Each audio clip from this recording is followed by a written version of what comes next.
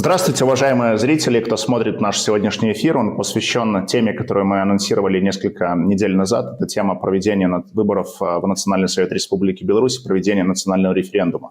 И мы хотели об этом поговорить с одним из участников большой международной коалиции, с Антоном Kacaniku, который находится сегодня и проживает в Kosovo.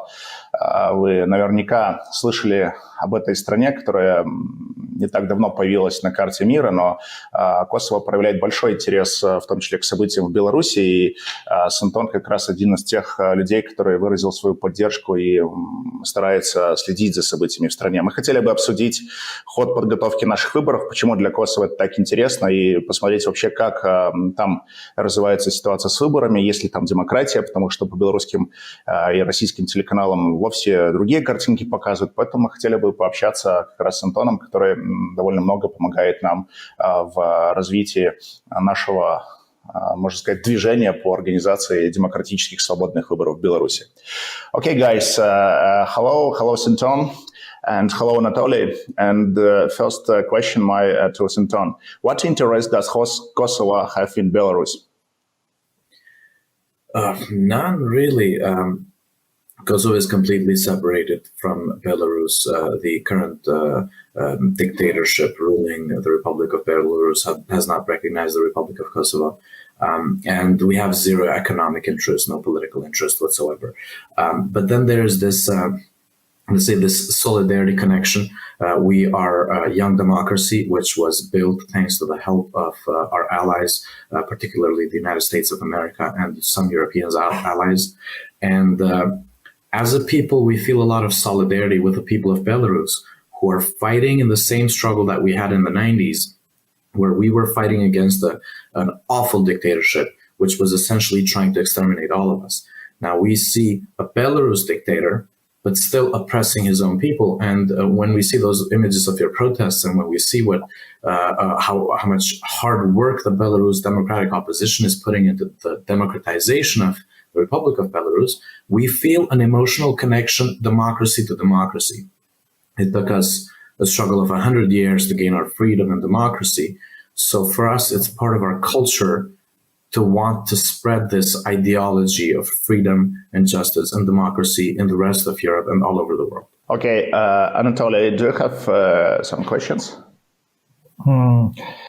Actually, I would like to, first of all, I would like to convey my greetings to the President of National Olympic Committee of Kosovo, because unlike, I would say, authorities or regime of Belarus, National Olympic Committee recognized National Olympic Committee of Kosovo, and we used to have good relations since 2018, and we had very warm conversations during Minsk European Games in 2019, and that was actually my task to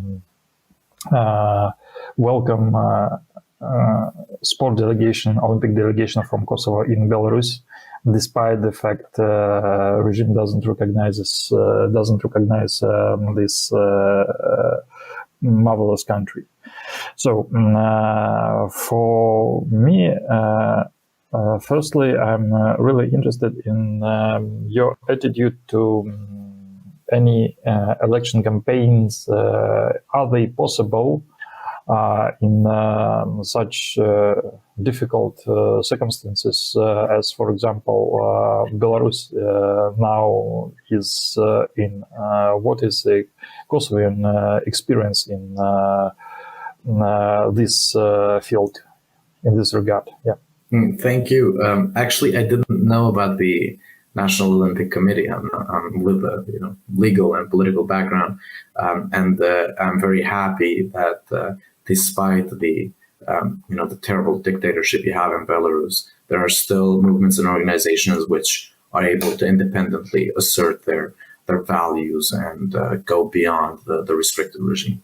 Now, as far as your question goes, in 1992, my country held a referendum and a vote which was essentially illegal due to Yugoslav repression.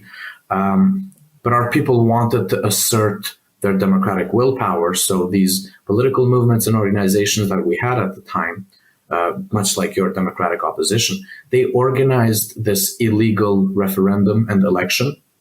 And when everybody obviously voted in favor of for more freedom, our members of parliament at the time were not able to gather in Pristina, which was under this tight lock of Yugoslav police. They moved to Kacaniku, this really small town southeast of Kosovo, where there were essentially means to have protection by local Albanian communities who would be, let's say, willing to protect our members of parliament from a police incursion. And essentially that's where we had this vote, this enactment of the constitution, which had zero legal value because we were still oppressed and Yugoslavia still didn't recognize us. But it was a message to the rest of the world that this is what the people think, this is what the people want, independently of how much force you utilize to disable people from exercising this democratic will. It is a matter of historic record. So since then, as we saw the oppression getting thicker, the people started mobilizing. And, in 1998, we had essentially our armed uprising to gain liberty. And thanks to our Liberation Army and to our NATO allies, particularly the United States, we gained our freedom. But a lot of that would not have been possible had we not in time organized the referendum to truly show what the people think. Because if you ask the authorities in Belgrade, they would have said, the Albanians are happy being second-class citizens and, they like being killed because that's what they're used to getting. So in the case of the Belarus Republic, I see a large advantage thanks to modern technology, because now you don't have to secretly and under police pressure organize and get people to vote. You can do it electronically, where people can just vote from their cell phones, from their devices. And if the regime blocks one mechanism of voting, you can always utilize multiple other ones. You can use Telegram, phones, websites, whatever, apps. So I think it's truly important to set this first step of an election and the referendum to show the rest of the world what the people of Belarus think. Because obviously the regime is not going to recognize it and the regime is not going to move on it. But you're showing your own people that the majority think alike, and you're showing the rest of the world that the people of Belarus are not happy with dictatorship. They want the same freedom the people of Poland have, because it's right next door. And young people nowadays are connected. You can't isolate a small community and tell them it's okay to be oppressed, because they have access to the internet. They want the freedoms of those kids in New York, and they deserve them. So I think what Dmitry and what a lot of people in the democratic opposition of Belarus are doing is a very historic moment, because through elections and through the referendum, you have political legitimacy, because the whole world is watching you. The whole world feels your pain, particularly the democratic world. We understand what you want, but we have to see your people wanting it too. Okay, I have one small question. How was political transit in Yugoslavia, and how many countries in the world have recognized Kosovo? And what is the relations between Kosovo and Serbia now? So these are three questions. Let me start with the transition. Yugoslav transition has not ended yet. And it is not one transition. It is a series of different transitions depending on the republic. So in the case of Slovenia, you had a very easy exit from the Yugoslav oppression. They quickly joined the EU, and essentially for them, it was a quick and painless process. Then you had the Croatia process, where there was an actual war, a very tough one, but where the parties were fighting like today in Ukraine, where both sides have artillery and tanks and helicopters and planes and so on. So a very convinced secession. And then you look at Bosnia, where there was a war on three sides. Cousins were killing cousins, and it kept getting worse and worse. And then the case of Kosovo, where essentially we were attacked preemptively by Yugoslavia, or by Serbia particularly. because we had already initiated our democratic processes to leave Yugoslavia. So in order to stop us, they sent the army. And the army was greeted by guerrillas because we didn't want to stay, and there was really nothing to keep us there. And even today, this transition continues. Now, with reference to your question of recognition, we have, I believe, we have 120 recognitions by now. I don't keep track, but essentially, we are recognized by the countries that matter to us. We're recognized by over 90% of the democratic world. There are lots of countries which do not recognize us, like the Russian Federation, but we don't really care about that recognition. We don't really want Putin's Russia to recognize us. We want a new Russia to recognize us. We want a post-Putin democratic Russia to be a partner of ours. But beyond that, we don't need it. We don't need the recognition from China or North Korea or Iran, because as a people, as a government, as an idea, Kosovo stands on the democratic side of things, and we have no dilemmas. For us, it's not a matter of internal debate whether or not to side with Iran. We are against them. We are against the Ayatollahs. By default, we are in support of democratic processes, of democratic oppositions in Belarus, in Venezuela, in Iran, in Russia, in China. We care about the people who are essentially fighting for our God-given rights to decide our own fate. As far as the Kosovo-Serbia process goes, we're not fighting. Serbia pretends not to recognize Kosovo, but they have an embassy in Pristina, and we have an embassy in Belgrade.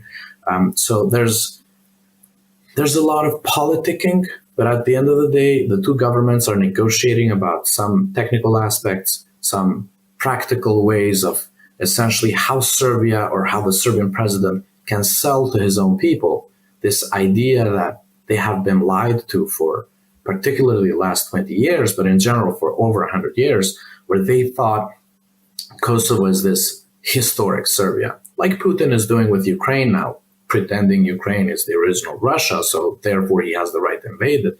And everybody knows it's very difficult for a Serbian government to explain to its people that they have been lying to them for decades, for over a century. So this whole process of negotiations is rather a process of getting the Serbian population accustomed to the idea that they were the bad guys historically. They were the ones who started wars with the entire region, tried to kill everybody who was not Serb. And it is time for them to accept that they have lost, and they need to recognize the region. They need to understand these are independent countries and you cannot touch them anymore. But more importantly, to also talk about ethnic minorities within Serbia, because we have an Albanian population in southern Serbia, which we call Eastern Kosovo, which is still there. And we don't have a territorial claim, but we want Serbia to give them human rights. We want Serbia to recognize their political rights to representation, which are now being violated. This region had up to three members of parliament in the Serbian parliament. Now they have only one. And even that one member of parliament barely made it because of sabotage from Belgrade. So I think, although on the international scene, there's this media publicity about this tension between Kosovo and Serbia, in fact, it is rather internal tension in Serbia because Kosovo is stable. We have no internal problems. I can go up to my prime minister in person and say, Albin, I disagree with you. And I did it, and I do it, and I do disagree with him, and I don't get arrested. I don't get sent to jail because this is a democracy. I have every democratic right to express my opinion. People cannot do that in Serbia. So obviously there's this internal, this internal difficulty which the Serbs have, much like the Russians have, where the authoritarian leader cannot tell his people they have lost a battle, because if he does, some crazier guy will take his place. So right now, I think we're essentially in a process where Serbia has to make it look like they are winning something in order to go tell the truth to their people about Kosovo.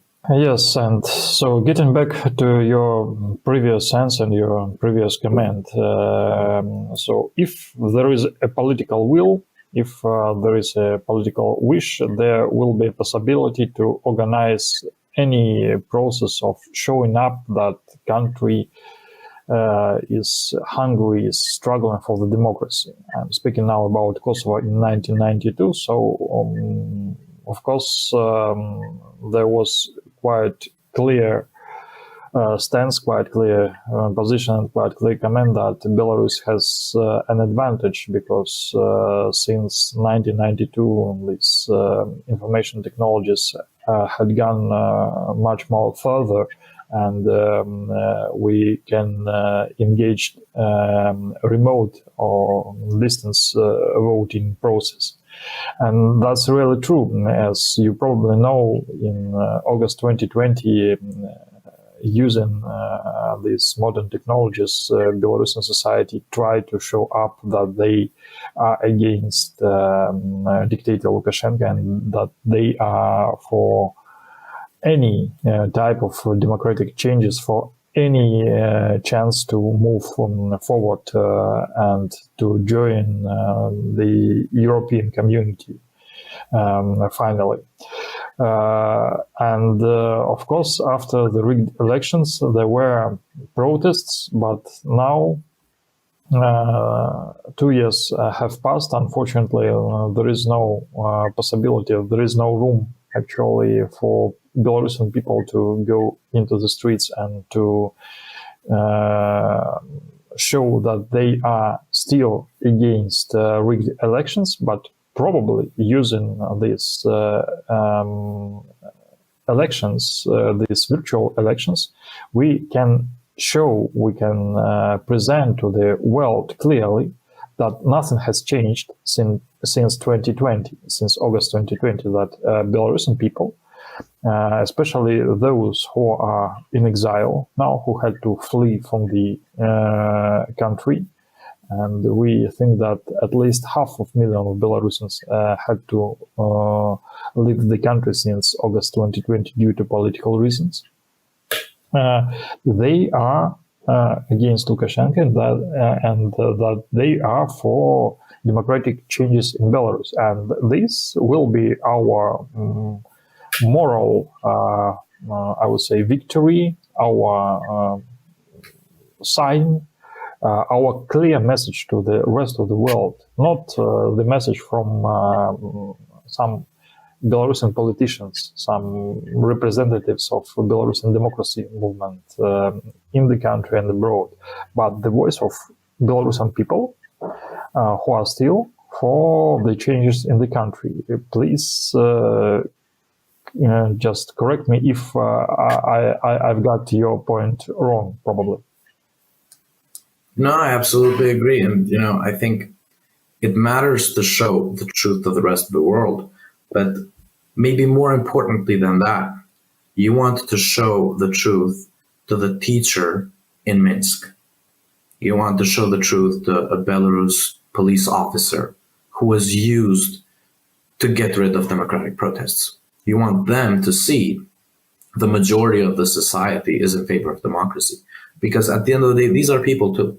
A dictatorship cannot sustain itself when its own security apparatus, when its own educational apparatus, when its own propaganda system starts to crumble because the people inside it start realizing the truth. Because even those police officers slowly start to understand they were on the wrong side of history once they see the majority of the people's democratic will. As you said, it's a moral victory, but maybe more importantly than the international aspect of it, it would be a moral victory domestically to show to the people of Belarus what the other guy thinks, what their neighbor thinks, what their relative thinks. Because eventually those few people sustaining the system, they will start having doubts. They will start thinking whether what they are doing is morally right, whether they as a minority have the right to, let's say, oppress the majority, but to also to tell the majority what to think, what to do, and how to act. And, this way you sow the seed of dissent. Eventually, that police officer will not have the willpower to oppress future protests. And those protests will be more peaceful and more massive because these very people who are tasked to repress them will do a lousy job because they will just simply not believe in the task they are given. And I think, eventually these post-communist systems, eventually they all crumble from within. Once you have this, let's say, public show of democracy, there's this essentially this festival of human freedom through elections.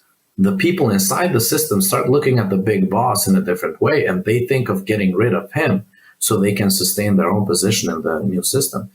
So from what I've seen from the historic record, the vast majority of these communist regimes were dismantled internally from people second and third in command, because they realized it's better for them to get rid of the dictator and facilitate democracy than for everybody to go to prison, or even worse, go to the guillotine. And one more point, I would like you to probably to say something to dwell on more deeply. You've said that you're not seeking for recognition from autocracies, and probably this is also a way for Belarus and other countries who are trying to get rid of their autocracies, not to seek for recognition from different foreign countries which are actually closer to dictatorship or to autocracy regimes, and to be quite happy if they gain, 50, 80 or 90 recognitions from normal countries which are normally treated as democracies. What can you say more on this topic? Because I think that this is some part of the solution, because different countries, new countries and new democracies are seeking for recognitions. And of course, for some, for some time, especially in our region, post-Soviet countries, were seeking for recognition of the results of the election only in one capital, in Moscow. And Ukraine, Moldova, Georgia, and other countries who had made their decision to go forward to democracies, they changed their mind and they are searching for recognitions in the world of democracy. Please. Thank you. Well, for one, I just want to stop on the Moscow topic for a second. In the past, it may have made sense for countries neighboring Russia to seek a solution in Moscow because of their position as a regional power, a regional influence. But those days are over. There's no more regional Russia. There's no more superpower or power in Russia. Russia is not able to win a war against Ukraine, while it holds some of the most massive nuclear warheads the world has ever seen. Russia does not exist as we remember it anymore. Now, I grew up with this idea that Russia was really weak under Yeltsin, but we had no idea it's even worse under Putin because of all the propaganda, this whole machinery that spun the story of this Russia that is a force that has to have a seat at every table. That time is over. And now from the perspective of Belarus, I think it's more important for Belarus to have, or for, let's say, a government in exile or a democratic government of Belarus to be recognized by Poland than by 20 countries in Africa or Latin America. I think it's very important to have quality recognitions of countries who are your trade partners, of countries who share certain historic aspects with you, who understand your culture, who understand your economy, who understand your people, and with whom essentially you're going to have an exchange of some sort. And when you look at Taiwan has only about 20 recognitions, but of countries that matter. And then some others which do not formally recognize Taiwan still have to buy their chips there because really there's no other place to get them. So I think just the number of recognitions is totally unimportant. as far as I am concerned, as a representative of the Republicans of Kosovo or of the Institute for Freedom and Justice, we would have done fine with 4 or 5 recognitions as long as we have the United States and the United Kingdom and Italy and Turkey and now Israel. We're fine, because at the end of the day, we don't really need the recognition of some countries, all due respect, with some countries in Africa and Latin America, with which we have no trade, no international cooperation, no real exchange whatsoever. It's just that they recognized us because we lobbied them and because they understood, because these are all post-colonial societies. Even if it's a dictatorship, they still understand our suffering from the past, so they recognized us. But I think the more important recognition comes from Germany, in our case, and as well as in your case as well.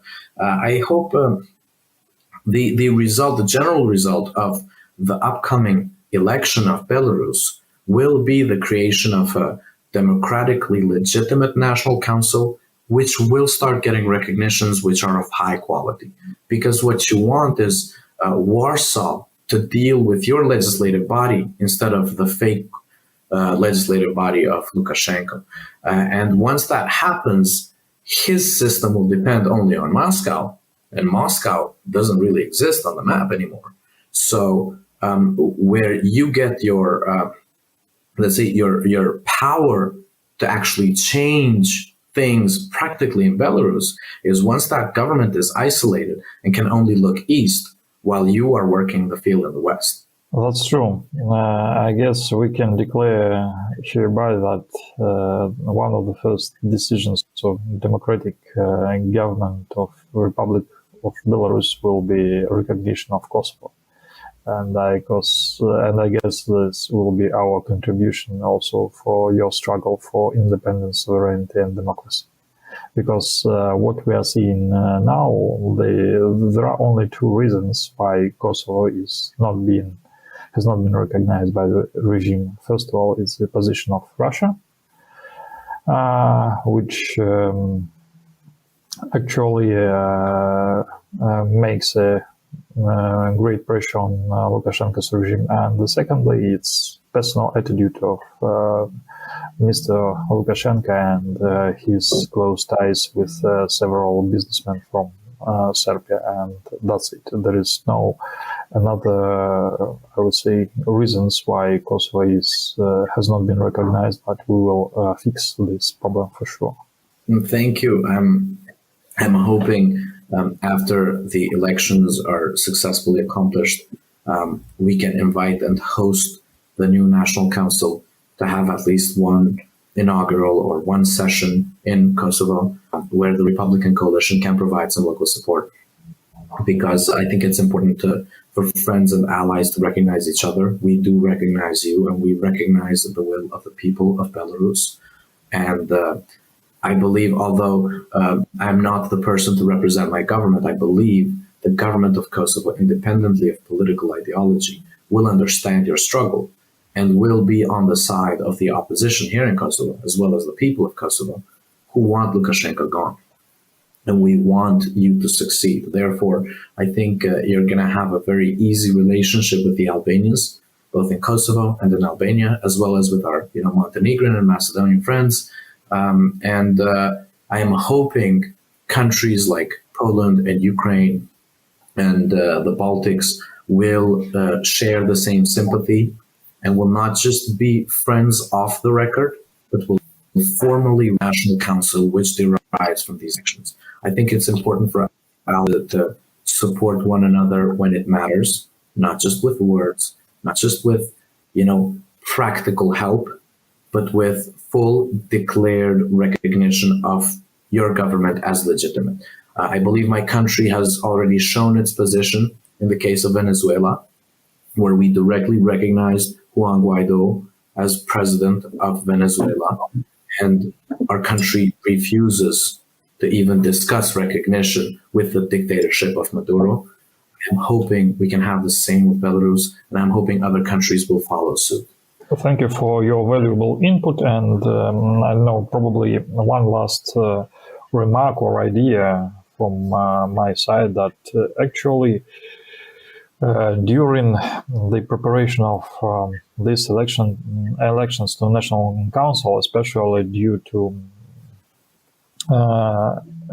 talks and negotiations within our International Advisory Board, we arrived at the conclusion that there is a high time to constitute some international body or international organization which will unite countries with the same problems as Belarus, as Venezuela, as Nicaragua or Myanmar or Syria are facing. I mean, the limited possibilities to organize free and fair elections, and I guess should be a strong alternative to a club of dictators, which are really keen on each other, which are interacting with each other and trying to share the experience. Probably the young and societies which are struggling for democracies should have their own club. What do you think? Well, I don't know what to say. On one side, I disagree with the idea that countries struggling for democracy should be treated as different, because we're not different. You're not different.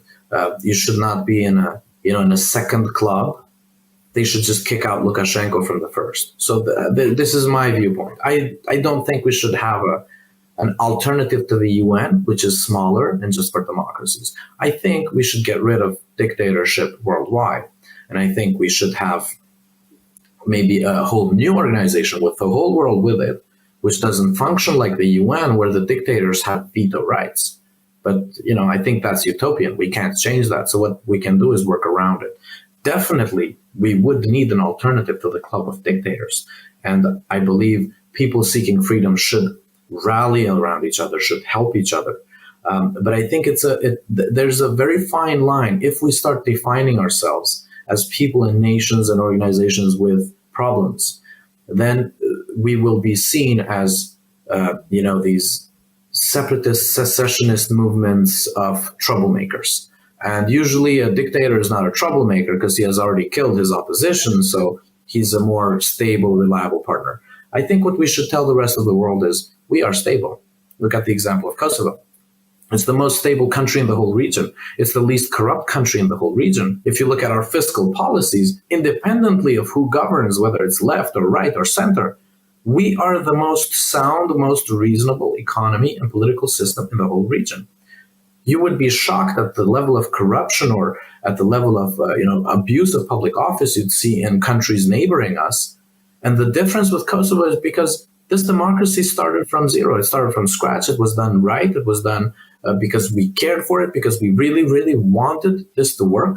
And it works better, independently of our criticism internally, because we like to complain a lot. It's in our culture as Albanians to complain all the time and to blame the other guy internally for having failed at something. But the truth is, this country is the fastest growing economy in the region, and it is only 14 years old. It's a very young country.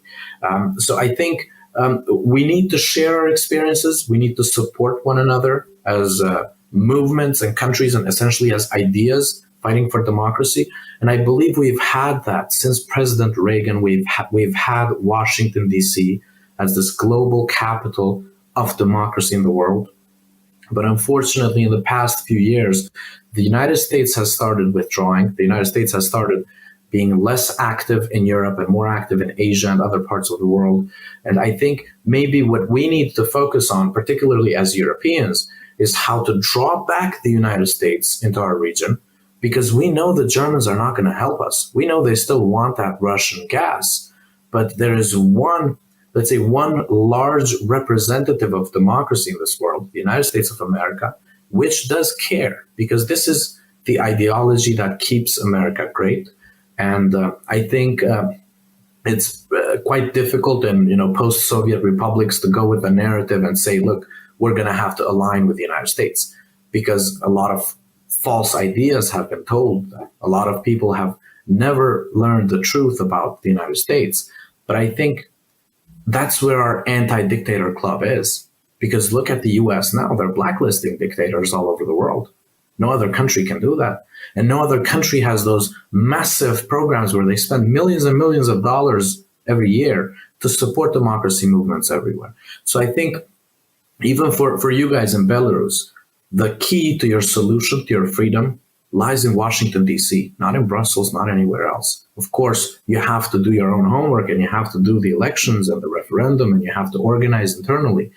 But in order to have a full and final solution, you need to engage with Washington, D.C. You need to go to the United States and tell them what you stand for and ask for their help. Because in this front of democracy, Captain America leads. Okay, thank you. And I would like also ask small questions. The population of Kosovo is about 2 million people. And can you describe the economic situation in Kosovo? And is it Kosovo now popular among tourists? And how can the citizens of Belarus come to Kosovo? And is it easy to do business in Kosovo? Well, thank you. The population is about 1.8 million. We are not the most attractive tourist area in Europe, and this is the truth. But we have some of the most beautiful virgin mountains, which are essentially part of our, core historic culture, because we are mountain people. We were the few Albanians who were not killed by the oppressors, by the invaders, because of those, what we call the Albanian Alps. We also have a nickname for them, the accursed mountains. The mountains were accursed to the enemies because they could never essentially conquer them, and these always provided a safe haven to our people. Now, for people who like nature tourism, who like mountains, Kosovo, and not just Kosovo, but the triangle between Kosovo, Montenegro, and Albania are probably the most beautiful part of Europe you can see, which is still not developed. Because this is not Switzerland. You don't see buildings there. It's just mountains, just nature, nothing else. Because of our Albanian culture, because of our freedom of movement, we also have access to the beaches of Albania. Just 2 and 3 hours away, you have some of Europe's most beautiful beaches with the most affordable prices.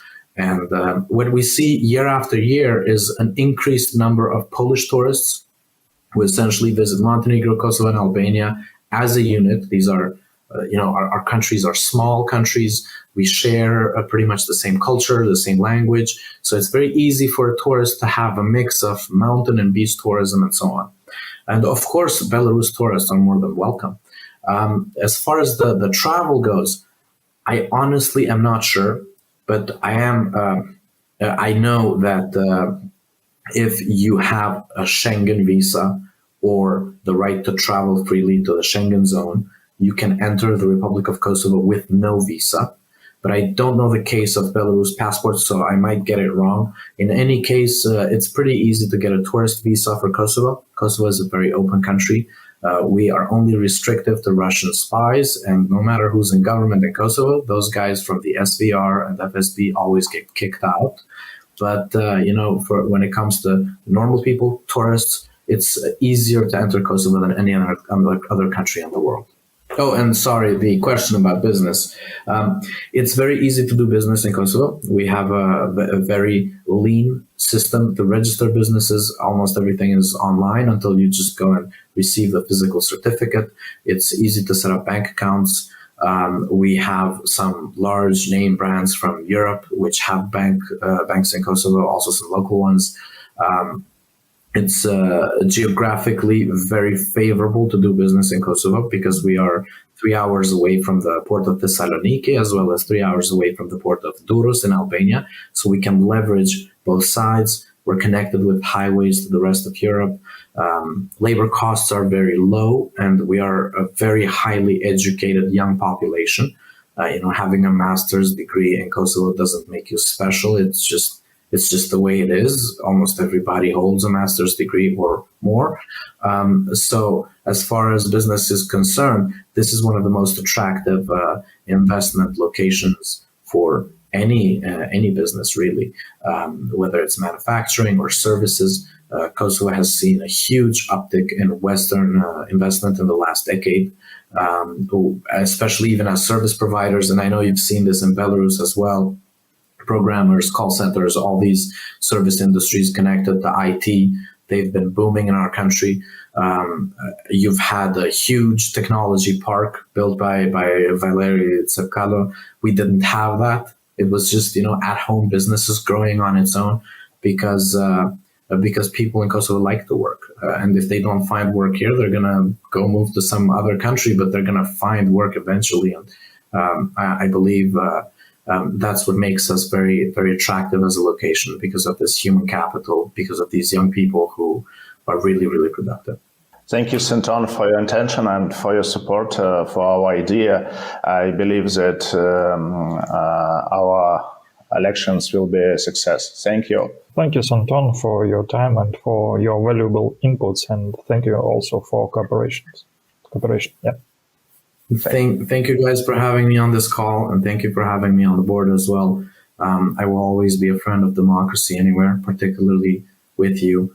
And I hope to do my part as an individual, as well as a representative of Kosovo Republicans, to be on your side, to support your democratic processes, and to share our experience every step of the way.